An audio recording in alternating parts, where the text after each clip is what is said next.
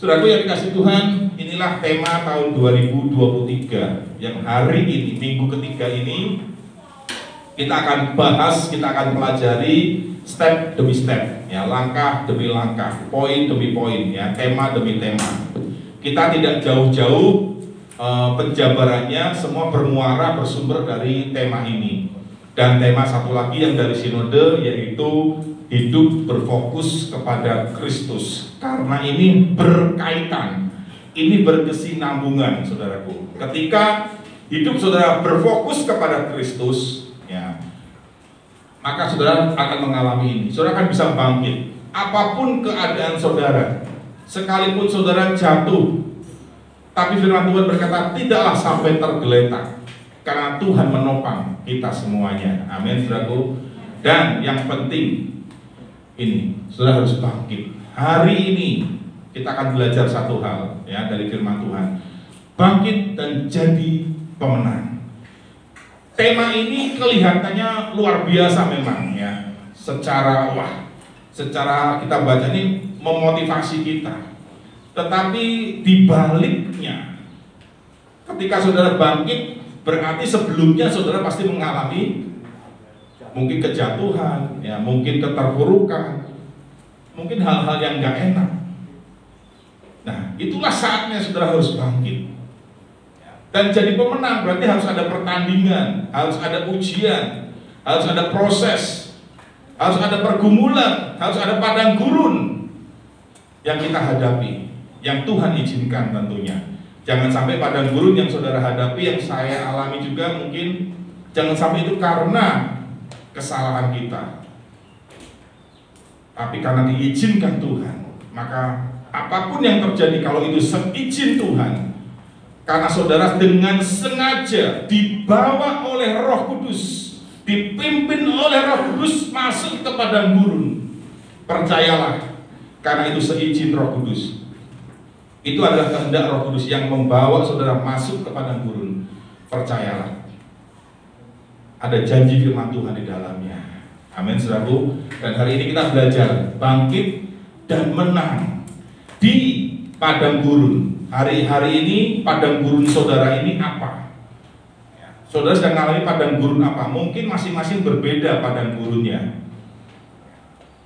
Tapi percayalah, sekali lagi, ketika saudara bangkit dan jadilah engkau pemenang, maka saudara akan mengalami janji Tuhan. Amin. Karena hanya pemenang, perhatikan garis bawah ini, hanya pemenang yang akan terima mahkota, yang akan terima hadiah, yang akan terima surga. Yang mengerti katakan amin. Ya, pertandingan kalau nggak menang nggak dapat apa-apa, saudaraku, ya kan? Tapi kalau sudah menang, bahkan door prize pun kalau sudah nggak menang ya nggak dapat, ya kan? Tapi kalau sudah menang dapat.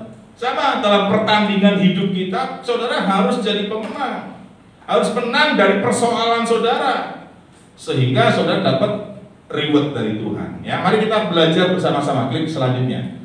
Nah, ini adalah salah satu contoh, saudaraku. Ini satu contoh dari Yesus sendiri. Bagaimana Yesus dibawa ke padang gurun untuk dicobai iblis. Nah, saya mau sampaikan begini, saudaraku. Di dalam saudara untuk bisa menang dan bangkit dan jadi pemenang tadi, saudara harus yang pertama pahami dulu cara kerjanya. Kalau misalkan sebuah mesin, ya, mungkin banyak yang kerja di pabrik, mengoperasikan, menjalankan produksi sesuatu, entah itu benang, entah itu pakaian dan sebagainya. Yang pertama sudah harus tahu ini cara kerja mesinnya ini bagaimana, cara menjalankannya, cara maintenance-nya, memeliharanya, itu harus seperti apa, saudara harus paham. Kalau saudara nggak paham, saudara nggak akan bisa menjalankan dengan baik. Bisa menjalankan tapi tidak dengan baik, beresiko. Demikian juga saudaraku, saudara harus punya satu pemahaman dulu, pengertian dulu, cara kerjanya janji Tuhan, cara kerjanya Roh Kudus itu seperti apa. Bagaimana kita harus memandangnya, cara pandang kita itu harus bagaimana, itu harus benar dulu. Karena kalau dari cara pandang kita, dari cara berpikir kita, dari cara sikap kita sudah salah, cara kerja kita sudah salah, maka itu akan menjadi sebuah penghalang, saudaraku, untuk saudara bisa bangkit dan jadi pemenang di padang gurun saudara masing-masing. Ada sebuah eksperimen, saudaraku. Ya, ada sebuah eksperimen yang saya lihat.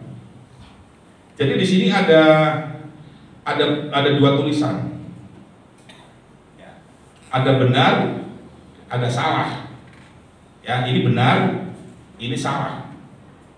Nah, kemudian ditaruhlah sebuah kayak botol begitu, ya, transparan, tembus, taruh di tengah-tengah. Paham sampai sini? Ya, ada tulisan benar dan salah. Di tengah-tengahnya ada botol transparan, bening, bisa dilihat dari depan, tembus. Nah, ditaruhlah di belakang botol ini sebuah anak panah, saudaraku. Ada anak panah yang mengarah ke benar atau ke salah. Ditaruhlah botol itu, ya, dan kemudian si operator ini, katakanlah saya, ya, memasang sebuah anak panah, katakanlah ke sini, ya. Ditanya sama yang di depan sana, ini anak panahnya kemana? Orang yang menjawab, yang dilihat yang dari sana, saudara melihat anak panah ini ternyata menuju ke sini, saudara, ke tempat yang salah. Karena memang terlihat, apa yang saudara lihat memang seperti itu. Anak panah yang terlihat itu mengarah ke yang salah. Tetapi ketika botol ini dibuka, ternyata anak panah ini mengarah ke yang benar. Kok bisa, saudara? Kok bisa begitu? Ya, apa maksudnya? Apa pelajarannya buat kita? Tadi, cara pandang kita. Ketika kita melihat sesuatu, ternyata menurut kita itu mungkin salah atau menurut kita itu benar. Tetapi karena ada penghalang tadi, botol tadi sebagai sebuah penghalang, maka itu akan membuat akhirnya apa yang sudah tadi lihat salah, oh ternyata benar. Yang terlihat benar, oh ternyata salah. Makanya kita harus benarkan dulu nih di sini nih. Cara pikir kita, cara pandang kita, dan kemudian cara kerja, cara sikap kita harus benar. Dan nanti kita akan belajar, ya, kita akan belajar lebih kepada, cenderung kepada cara kerjanya, pola kerjanya, bagaimana kita bisa paham, mengerti ketika kita ada di padang gurun, dan akhirnya kita bisa bangkit, kita bisa menang. Yang mengerti katakan amin. Ya, sekali lagi, botol penghalang ini harus diangkat dulu. Saya nggak tahu saudara punya botol-botol penghalang apa yang menghalangi pandangan saudara. Ini singkirkan, saudara. Ya, mari kita lihat sama-sama. Ayat yang pertama. Tadi dulu, yang pertama kita baca dulu. Nah, maka Yesus dibawa oleh siapa, saudaraku?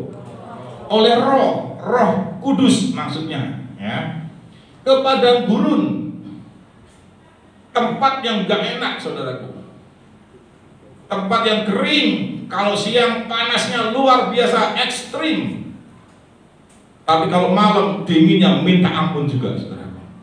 Saya nggak tahu, saya membayangkan, ya, lihat kondisi padang gurun seperti ini, saya langsung membayangkan, saudaraku, ini kira-kira kalau malam atau siang panas atau dingin malam itu, Yesus punya kemah nggak ya? Buka kemah nggak ya? Atau ada gua-gua mungkin di situ? Kalau nggak ada, waduh, bisa kebayang, saudaraku, ya kan? Kalaupun ada pun, waduh, masih nggak enak posisinya. Suasananya juga pasti nggak enak. Di padang gurun juga ada binatang-binatang yang membahayakan, saudaraku. Ya. Tapi perhatikan, untuk dicobai oleh iblis.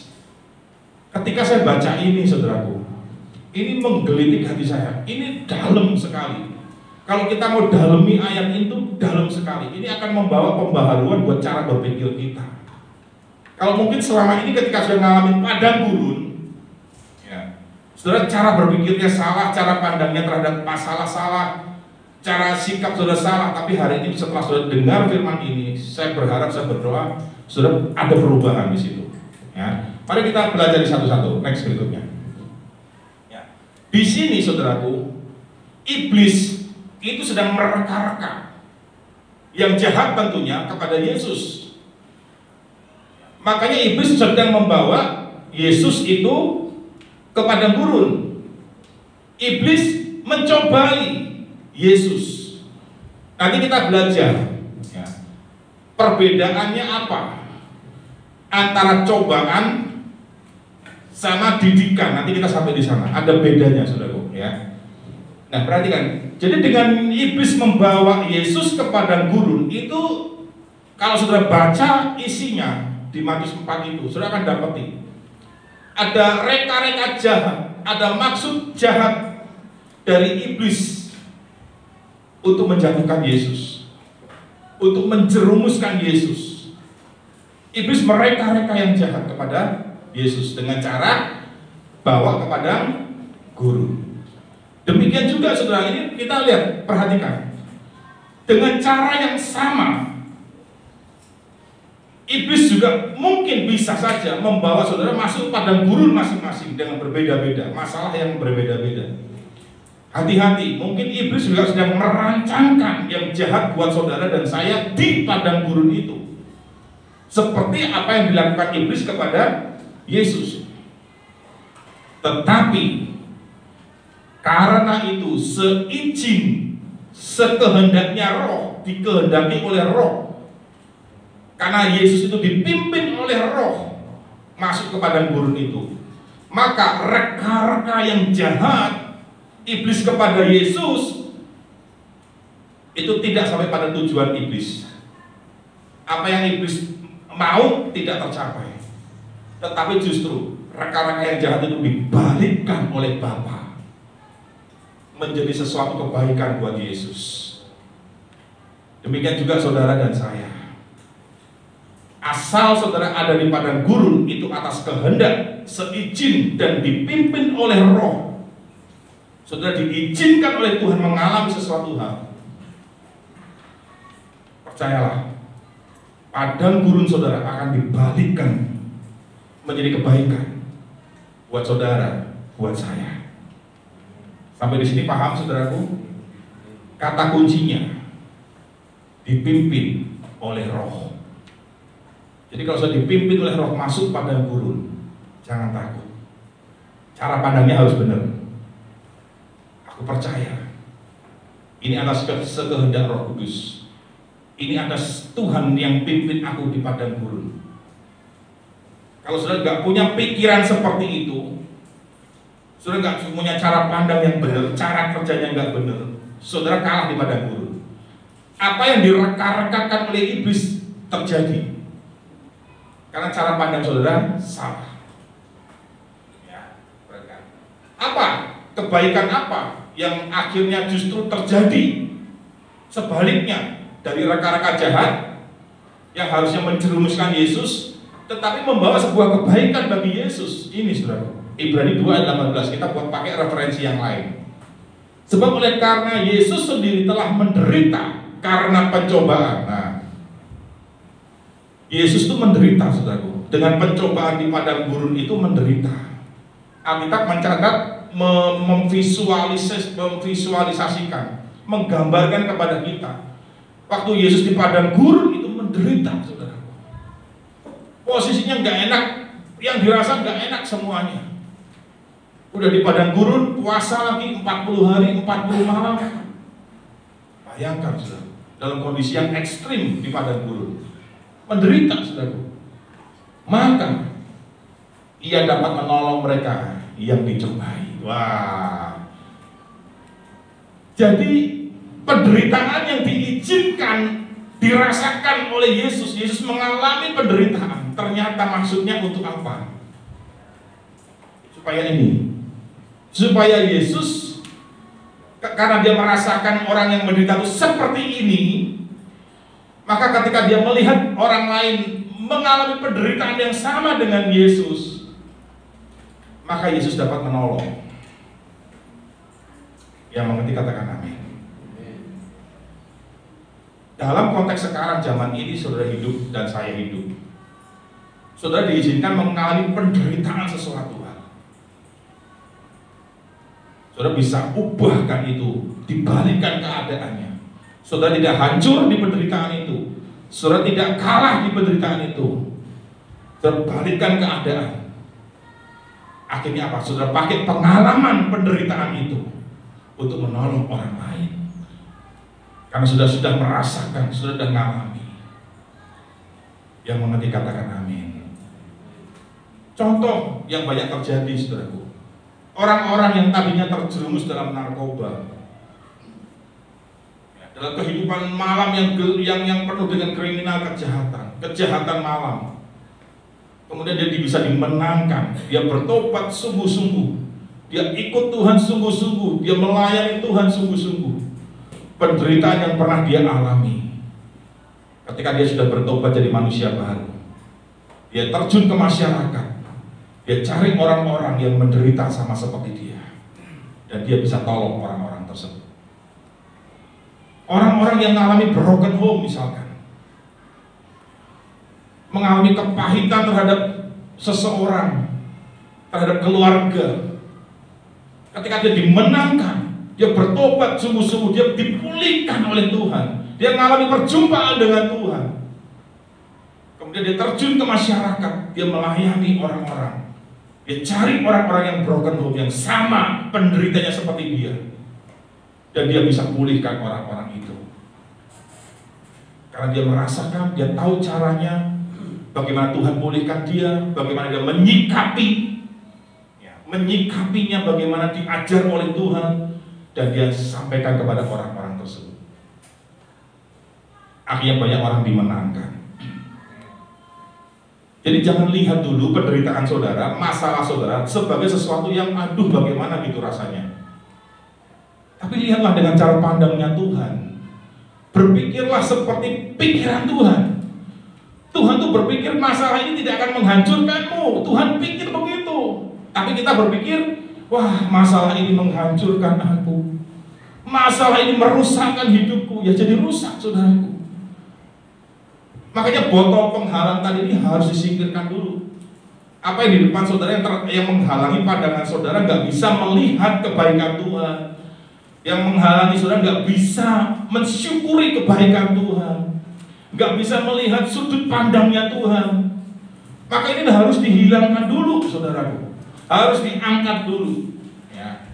Ini yang pertama, supaya saudara dapat menolong yang lainnya. Makanya nggak ada masalah apapun yang Tuhan nggak bisa tolong. Karena apapun masalahmu, seberat apapun masalahmu dan masalahku, belum seberat apa yang dialami oleh Tuhan. Penderitaan Tuhan itu sudah sampai ke puncaknya, saudaraku. Bahkan Alkitab sampai mencatat, belum pernah ada sampai keluar air peluhnya seperti darah. Itu ada sebuah penelitian, diteliti, dan itu ada, kalau orang mengalami seperti itu tuh ada pembuluh darah yang pecah, saudara. Bayangkan itu penderitaan Yesus itu sampai sedemikian. Ketika dia mengalami ketakutan, ya, di Taman Getsemani itu peluhnya seperti darah, tapi dia masih bisa berkata, bukan kehendakku yang jadi, tapi kehendakmu Bapa. Artinya kalau aku harus lewati semua penderitaan ini, gak apa-apa, gak apa-apa ya Bapa, gak apa-apa, aku lewati. Bisa Yesus nggak lewati itu, bisa, tapi rencana keselamatan dan penebusan nggak terjadi, saudaraku. Saudara tetap berdosa, saya tetap berdosa. Itu, tapi karena Yesus lihat dengan cara pandang Bapa, Yesus mengerti maksudnya Bapa itu apa. Yesus ngerti, nangkep, oh iya ini kan untuk keselamatan semua manusia, harus lewat cara ini, nggak ada cara lain. Karena tidak ada pengampunan tanpa penebusan. Harus ada penebusan baru ada pengampunan, saudara. Ini next berikutnya. Yang kedua, tujuannya apa sih? Ya. Sebab imam besar yang kita punya, imam besarnya kita tuh Yesus. Jadi istilah imam besar itu dari ini. Istilah imam besar itu dari ini, dari Alkitab. Yang kita punya bukanlah imam besar yang tidak dapat turut merasakan kelemahan-kelemahan kita. Jadi karena dia pernah menderita sampai puncak penderitaannya, dan dia bisa merasakan ketika saudara menderita. Jadi ketika saudara berdoa, Tuhan aku gimana, aku udah pernah ngalami. Aku sudah pernah di titik itu. Aku merasakan penderitaanmu. Itulah tujuannya, saudara. Dan yang terpenting ini, dia tidak berbuat dosa. Ini jadi contoh buat kita. Apapun penderitaanmu, bagaimanapun berat pergumulanmu, jangan sampai engkau berbuat dosa. Amin, saudaraku. Jangan sampai mengutuki Tuhan. Jangan sampai menyalahkan Tuhan. Saudara berani berkata enggak? Sekalipun aku tidak disembuhkan, sekalipun Tuhan tidak menyembuhkan aku akan tetap menyembah Tuhan. Berani enggak saudara ngomong begitu? Sekalipun doaku tidak dijawab atau belum dijawab, belum terpenuhi, belum tergenapi, tapi aku akan tetap mengiring Tuhan. Aku tetap melayani Tuhan. Berani enggak saudara ngomong begitu? Halo? Berani saudaraku? Puji Tuhan, iman saudara bertumbuh berarti. Ya. Siap diuji saudaraku? Siap diuji? Siap gak siap? Pasti diuji. Ya kan, karena semua untuk tujuan Tuhan, supaya saudara bisa merasakan penderitaan itu dan bisa merasakan penderitaan orang lain. Kalau kita nggak merasakan, cenderungnya kita apa? Nunjuk saudara, menyalahkan, ngomel-ngomel, menggerutu, mengeluh, karena kita nggak ngerasain. Tapi kalau sudah ngerasain di posisi itu, di kondisi itu, oh iya sudah ngerasakan itu, sudah kan nggak akan mencela, nggak akan apa ya namanya, nggak akan berbuat dosa, istilahnya gitu gampangnya. Yang mengerti katakan haleluya. Ya. Next berikutnya. Nah, ini yang kedua ya. Perhatikan dari ayat tadi ya. Maka Yesus dibawa oleh Roh kepada gunung untuk dicobai iblis. Cara pandang yang kedua yang saudara harus rubah, yang harus diperbaiki. Kalau iblis bisa mencobai Yesus, ya kan? Iblis juga bisa mencobai saudara dan saya. Jadi waspada, saudara. Ya, waspada. Ketika iblis mencobai saudara, satu yang saudara pastikan, yang saudara harus lihat dulu, cek, ini karena salah saya bukan ya, karena keteledoran saya bukan, karena dosa saya bukan ya. Introspeksi dulu saudara, diam introspeksi, tanya sama Tuhan. Tuhan, aku bersyukur ngalami ini. Tetapi mari, kalau Tuhan berkenan, Tuhan berkehendak, mari nyatakan apa maksud Tuhan. Gak apa-apa sudah tanya sama Tuhan. Nyatakan Tuhan apa kehendakmu. Sama ketika mata saya mengalami glukoma ini juga sama saudaraku. Saya tanya sama Tuhan, apa maksud Tuhan? Apa rencana Tuhan? Ikutin aja terus saudaraku, sambil tetap tidak berbuat dosa.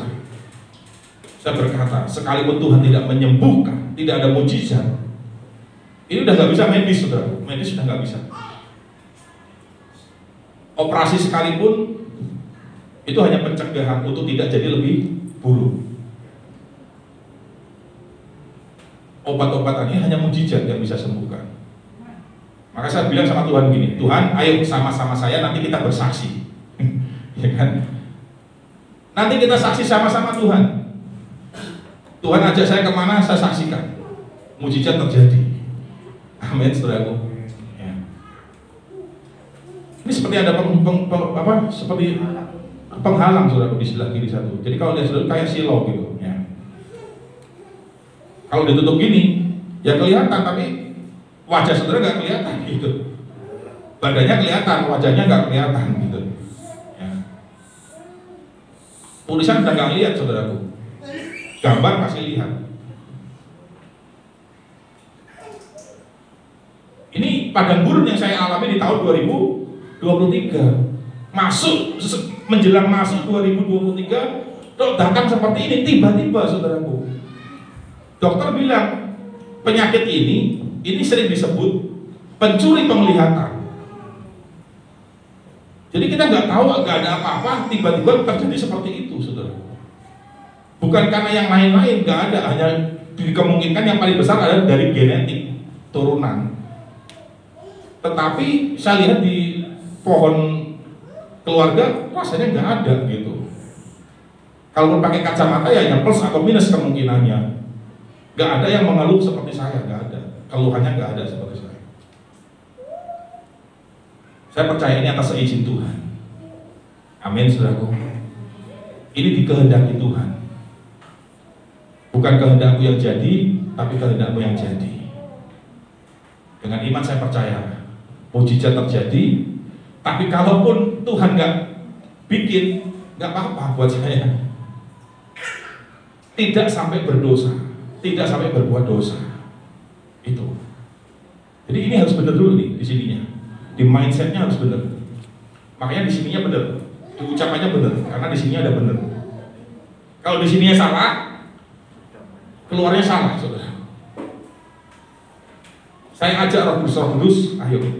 Nanti ketika ini sembuh, Tuhan buat mujizat, kita saksi. Dimanapun saya pergi, saya akan saksikan itu.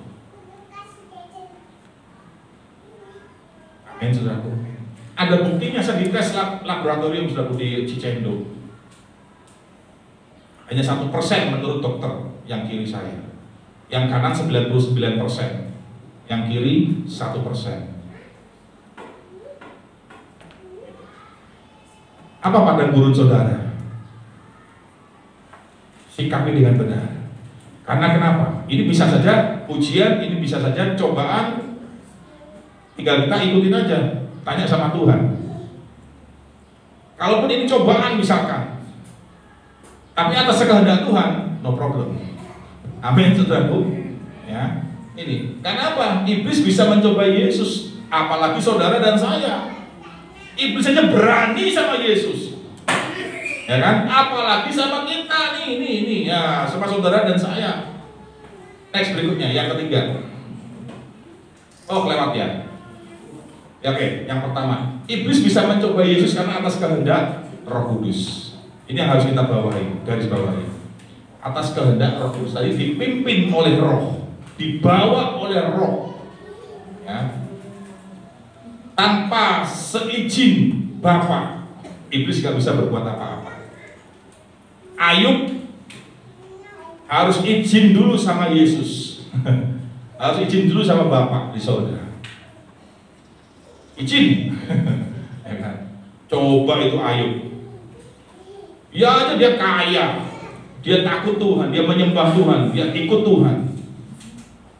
Coba dikasih miskin, dia dikasih hancur, masih nyembah Tuhan gak Ayub? Kata Tuhan, silahkan,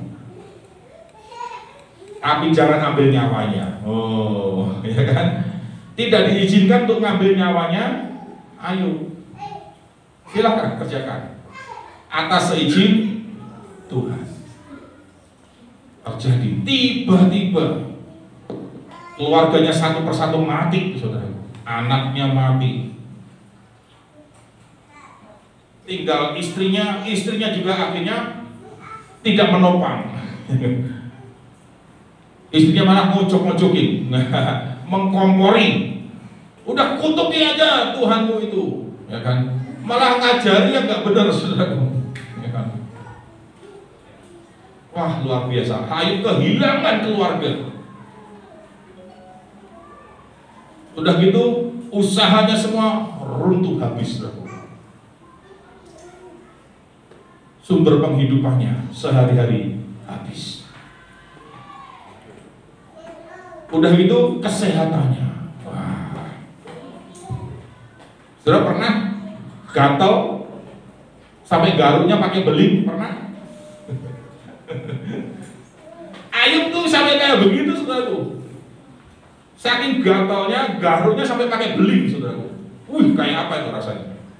Baca di Alkitab itu ada. Ngeri. Wah. Tapi Ayub dalam hal itu tidak berbuat dosa. Terpujilah Tuhan. Tuhan yang memberi, Tuhan yang mengambil. Terpujilah Tuhan. Karena Ayub tahu itu seizin dari Bapa di surga.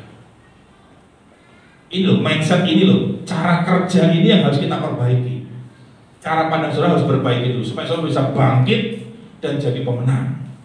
Di sininya harus benar dulu, di sininya benar, di sininya benar, di keluarnya benar, ekspresinya benar, perbuatannya benar. Saudara akan bangkit jadi pemenang. Tidak hancur di padang gurun itu, tidak mati di padang gurun, tidak kalah di padang gurun. Next berikutnya. Pencobaan yang datang dari iblis justru mendatangkan kebaikan. Apa kebaikannya? Maksud tujuan Tuhan yang tercapai, bukan maksud tujuan iblis. Karena pencobaan terjadi atas kehendak, sekali lagi, atas kehendak Bapa. Next selanjutnya. Mengiring Tuhan. Dari ayat tadi tuh, maka Yesus dibawa oleh Roh ke padang gurun untuk dicoba iblis. Muncul sebuah kebenaran, paradigma kita. Mengiring Tuhan Yesus bukan berarti kita tidak akan mengalami padang gurun. Kan ini harus benar dulu kan? Kalau saudara tidak benar kayak begini, aman saudaraku. Karena banyak orang apa? Ketika ininya nggak benar ngomongnya gini saudaraku. Aduh, katanya ikut Yesus bahagia. Katanya ikut Yesus diberkati. Katanya ikut Yesus akan enak. Tapi kok padang gurun isinya? Ini salah sudah. Saudara nggak akan bangkit, nggak akan menang. Tapi kalau sudah punya pikiran ini, ikut Yesus bukan berarti jalannya mulus. Ikut Yesus bukan berarti hanya berkat, dan berkat. Bukan. Ikut Yesus bukan berarti saudara luput dari padang gurun, gak akan ngalami padang gurun. Bukan. Ayub ditulis di Alkitab, saudara. Ayub itu seorang yang takut akan Tuhan. Dia orang yang saleh, menjauhi kejahatan. Dia banyak nolong orang, dia beribadah kepada Tuhan. Sungguh-sungguh sama Tuhan, takut akan Tuhan tuh, sungguh-sungguh sama Tuhan. Tapi tetap toh Ayub mengalami penderitaan, padang gurun. Jadi jangan saudara berpikir ikut Yesus gak perlu pikul salib. Justru ikut Yesus saudara harus mau ikut pikul salib. Next berikutnya. Klik lagi aja.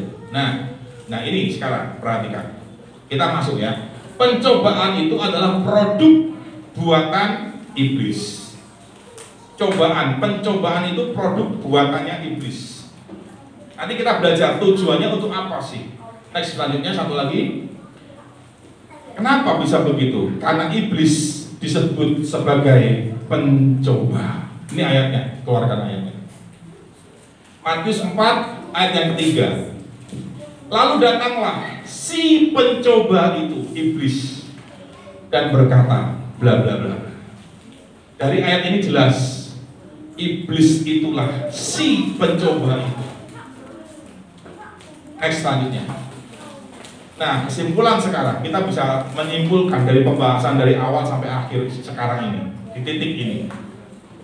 Ternyata ada perbedaan antara didikan dan cobaan.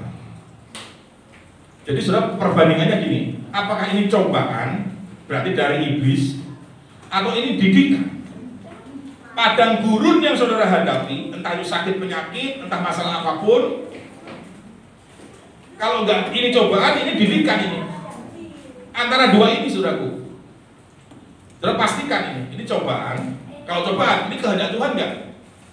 Kalau nggak kehendak Tuhan, hati-hati, sudah harus bertobat. Sekali lagi ya, kalau cobaan ini dari iblis, ini kan cobaan dari iblis. Ketika saudara mengalami cobaan dari iblis, kalau ini bukan kehendak Tuhan, saudara harus bertobat.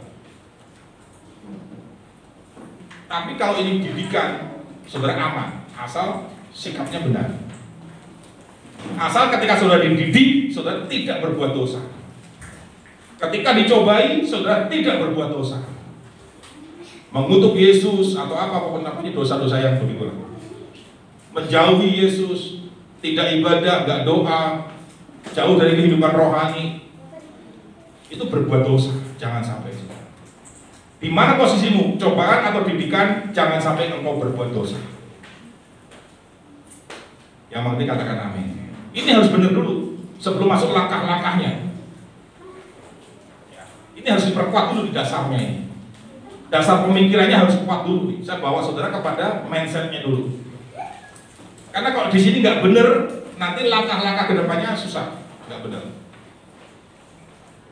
Jadi saudara pastikan ya ini didikan atau cobaan. Nah, kita lihat satu-satu ya.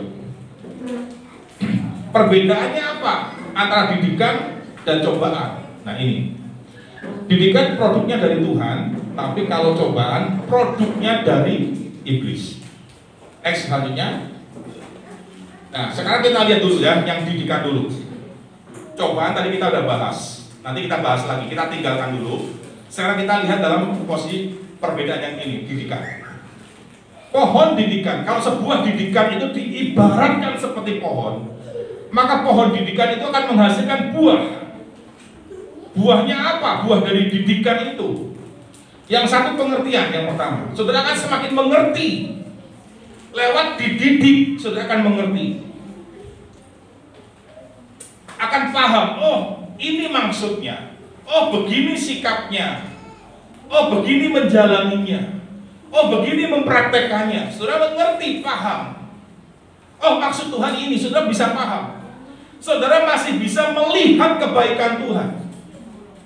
Banyak orang nggak bisa melihat kebaikan Tuhan karena pengertiannya buntu, tertutup. Karena itu hati-hati, ketika sudah dididik, oh berarti saudara akan semakin mengerti, dibuat Tuhan semakin mengerti. Buahnya saudara akan lebih berpengertian ya, untuk mengetahui hikmat, dan didikan untuk mengerti. Didikan itu untuk supaya saudara mengerti. Next berikutnya, apa hasil dari didikan? Yang kedua, kepandaian dan kebenaran. Saudara dididik oleh Tuhan di padang gurun akan semakin pandai, ahli. Mengalami masalah apapun, saudara ahli. Saudara bisa menghandle masalah apapun dengan kuat, gak menyerah, tetap tidak berbuat dosa, dan saudara akan tetap hidup dalam kebenaran. Itu buahnya. Tapi kalau cobaan nggak seperti itu. Nanti kita lihat cobaan ya. Next berikutnya. Yang ketiga, di dalam didikan itu buahnya apa? Ada peringatan. Perhatikan, hai anakku, jangan kau menolak didikan, dan jangan kau bosan akan peringatannya. Jadi di dalam didikan Tuhan ada peringatan. Kita diingatkan tentang sesuatu apa hal yang Tuhan boleh dan tidak boleh. Sesuatu yang apa yang menyenangkan Tuhan dan apa yang tidak menyenangkan Tuhan. Kita diingatkan. Yang keempat, ada teguran.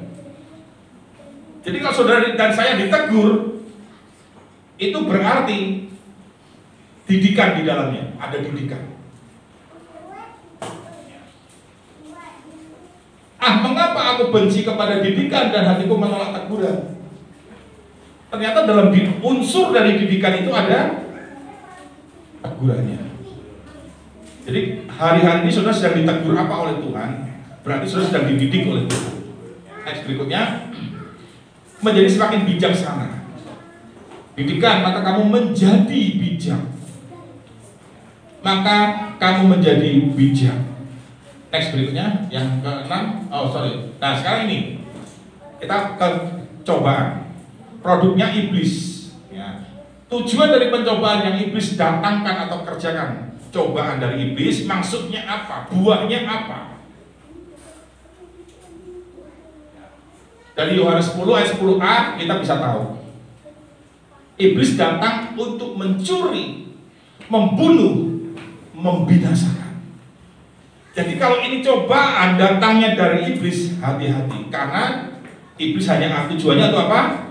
Mencuri hidupmu, membunuh hidupmu, dan membinasakan hidupmu dan hidup saya. Kalau itu ada di cobaan dari iblis, kalau itu tidak sekehendak Tuhan, tujuannya itu, saudara.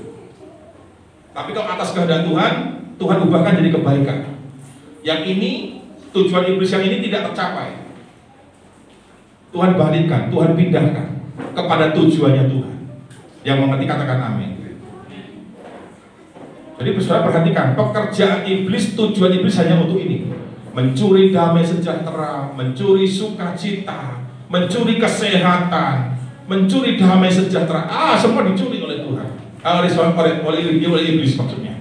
Ya, ini. Next berikutnya. Setelah ini apa?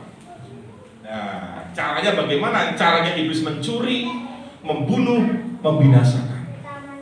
Yang pertama, iblis akan mengalihkan fokus hidup saudara, prioritas hidup saudara. Iblis akan alihkan supaya kita nggak lagi fokus sama Kristus, kita nggak lagi memprioritaskan kerajaan Allah, kita dialihkan. Itulah caranya. Dengan kesibukan, dengan pekerjaan, dengan hobi, akhirnya sudah lupa sama Tuhan. Hati-hati, saudara. Itu cara iblis. Halus caranya, saudara. Halus, senyap, nyaris tak terdengar. Pelan-pelan sudah akan dialihkan. Seolah-olah itu berkat. Wah, tambah rame. Wah, konsumennya lebih banyak lagi. Buka cabang. Ini berkat. Cek and recheck. Ini benar atau enggak? Ceknya bagaimana? Cek hidup saudara dan saya. Semakin takut Tuhan enggak? Dengan melimpahnya berkat, semakin takut Tuhan enggak? Semakin ingat rumah enggak? Semakin ingat Tuhan enggak? Ibadahnya bagaimana? Kendor enggak? Hubungannya sama Tuhan gimana? Kalau semakin jauh dari Tuhan, semakin jauh dari keluarga, apa saudara? Artinya apa berarti? Itu cobaan. Itu cobaan, saudaraku. Tujuan akhirnya akan dicuri lagi oleh iblis, sudah akan dibunuh dan dibinasakan. Bukan diri kita, keluarga kita, semuanya dihancurkan oleh iblis. Dengan cara kayak setelah itu sudah alih fokus. Wah, nggak lagi takut Tuhan, tapi takut sama manusia. Janji sama Tuhan dianggap udah gak penting lagi, lebih penting janji sama manusia karena mengandung hepeng. Hepengnya lebih banyak di situ, ya kan? Sayang. Tapi janji sama Tuhannya, nggak penting lah, nanti juga masih bisa. Ya kan? Ingat ya, cobaan itu bentuknya bukan cuman penderitaan, tapi cobaan juga bentuknya kemewahan. Ya. Berkat kelimpahan itu juga cobaan, saudara. Bilang kiri kanan, kekayaan itu cobaan. Kekayaan itu cobaan. Saudara dijadikan kaya, saudara diberkati usaha maju berkembang, itu cobaan juga, saudara. Semakin mengasihi Tuhan enggak, semakin cinta Tuhan enggak, semakin takut Tuhan enggak, semakin dekat sama Tuhan enggak. Ayo. Check and recheck, saudaraku. Ya. Ingat ya, cobaan bukan hanya penderitaan, tapi juga apa? Kekayaan, keberhasilan, ya kan? Kemewahan. Loh, coba kan Yesus kan dibawa ke ke puncak kan. Yesus lihat tuh kerajaan dunia. Wah, aku akan berikan dengan segala kemewahannya. Oh, tapi satu, kamu harus sujud menyembah bersama aku. Yesus disuruh sujud menyembah iblis dengan tawaran kemewahan. Hati-hati. Saudara mungkin hari ini mengalami kemewahan. Tujuannya untuk apa kalau itu cobaan? Supaya saudara nyembah iblis. Lebih rajin ke gunung-gunung. Ke gunung apa. Semakin sering ketemu sama si mbah-mbah.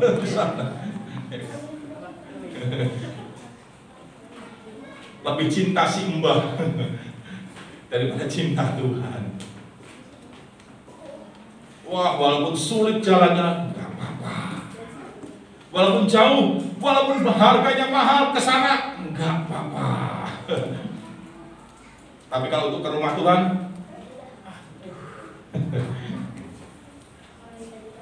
Hoream. Bukan hore, bukan, tapi Hoream.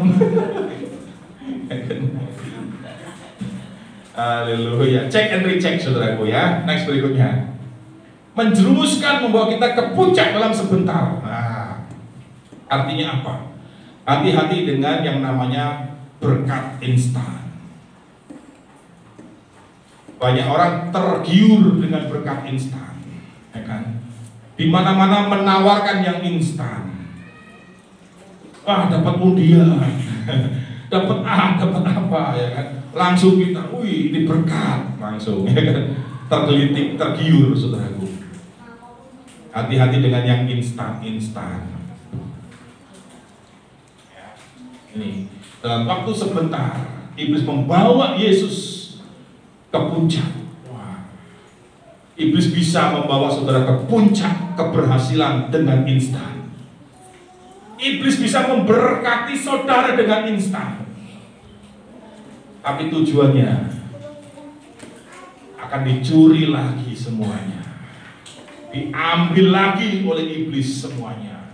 Gak cuma harta benda kemewahannya, tapi hidup saudara juga diambil. Keluarga juga diambil.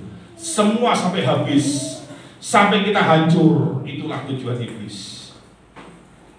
Masih mau saudaraku memenuhi tujuan iblis? Ini harus benar dulu. Saudara harus tahu, cobaan atau didikan. Ingat itu. Next selanjutnya. Supaya melalui cobaan, kemewahan ya, seseorang sujud menyembah kepada iblis. Ini dasar saya rangkum sekaligus poin ini. Tujuan yang terakhir yang keempat, supaya saudara menyembah iblis. Jauh dari Tuhan dan dekat dengan iblis. Tapi ketika saudara dekat sama iblis, saudara dihancurkan. Tapi kalau sudah dekat sama Tuhan, saudara disayang. Sayang, disayang. Tapi kalau sama iblis, sudah sebagai kejar iblis, sudah dapatkan iblis, akhirnya dihancurkan. Saudara mau pilih mana? Halo, mau pilih mana? Jawab sendiri saudaraku ya. Saya hanya menghidangkan. Ini masakannya ada ini, ada ini. Kayak prasmanan kan ada di meja ini, ada di meja ini. Sudah mau pilih meja yang mana? Meja didikan atau meja cobaan? Terserah saudara. Saya kembalikan kepada saudara. Ada lagi nggak terakhir? Coba. Habis. Haleluya. Kiranya kita semakin dibukakan pemahaman kita, didikan yang membuat kita jadi semakin mengerti. Selamat mengalami didikan Tuhan. Kiri kanan bilang, selamat mengalami didikan Tuhan. Haleluya. Saudara akan bangkit dan menjadi pemenang. Tuhan Yesus memberkati. Mari